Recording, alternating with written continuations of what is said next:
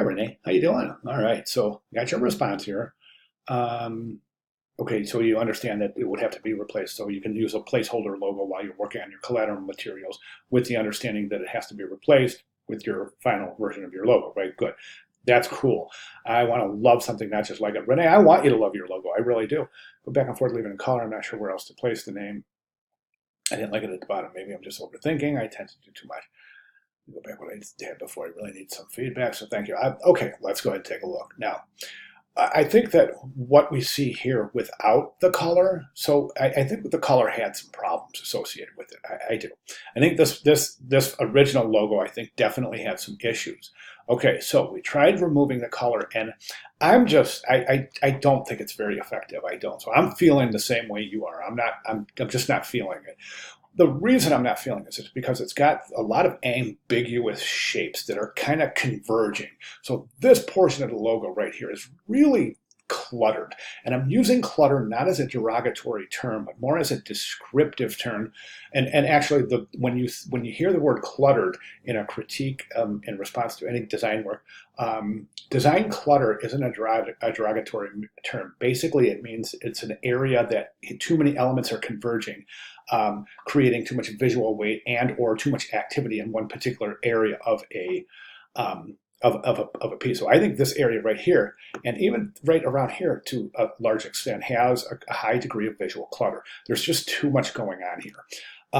The different angles and the converging shapes, I just think the mind, the viewer's mind is just going, wow, there's just a lot here to process, right? Also, the new typeface, the placement, I think the typeface is really super casual. It's almost, how do I put this? It almost seems like Comic Sans. It almost seems. I'm trying to use my terminology right because I don't want to offend you and I don't want to make this sound discouraging. But this typeface seems a little remedial. It seems like it's a little juvenile. It doesn't seem like a typeface that would be applicable for a serious graphic designer. For maybe a cartoon illustrator, absolutely. But for a graphic designer presenting themselves to the hiring market as a professional designer, I think this is just a little bit too casual. Okay, so well, I would say just keep working. Let's just keep working on your monogram. So you've got it. I think the monogram, along with your name, in conjunction with your discipline, is a great formula for branding. I think it works. My personal designer's logo, and one I've been using for many, many, many years, is a simple monogram with my name and my discipline.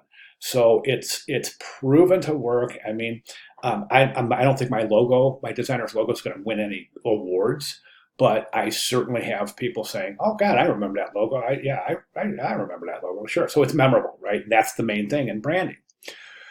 So at this point, I say we just keep on working on the monogram itself. Be open to different ideas. Try different typefaces. Try different combinations. Just pull out your sketch pad. Start working out some ideas. It'll come to you. I promise you it will. Here's a great tip too, and I want you to go out to Google, go to the web and do a Google image search on RH monograms, okay, or monograms featuring R and H or something like that. And you'll come up, and I've got this window open here, and you'll just come up, just a Google image search, and you'll come up with many, many, many, many, many examples. And you can even do another web search, something like outstanding monogram examples or something like that. And I'm not saying to go out here and find one that you like and duplicate it. I'm not saying that at all. I'm saying that this is a part of visual research and very much acceptable to look at other designers' work to inspire yourself. I mean, it's how design works. We've been doing it for centuries. And using other work for inspiration is perfectly acceptable. So go ahead and do that and just keep on looking. And the more you look, the more ideas you're going to get. The more ideas you get, jot them down in your sketchbook. And then sooner or later, you're going to have a really nice list of ideas. And you're going to be able to take a look at them and sketch them out. So again, this works, and maybe this with this, and then we'll try this. Then hit the computer and start putting things together. And I promise you, it will come to you. Okay, so at that point, I would say, at this point, I would say, yeah, I would keep working on it.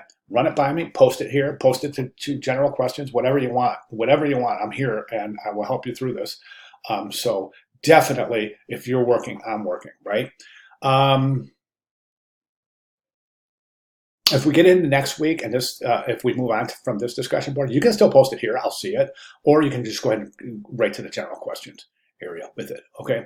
So again, I don't mean to sound discouraging, but I know you're very, very interested in having a logo that you feel very strongly about, and I agree. I agree 100%. So let's keep working towards that goal. And again, if you have any questions or if I can provide any clarifications, I'll be glad to do so. Just let me know. All right. Thank you, Renee.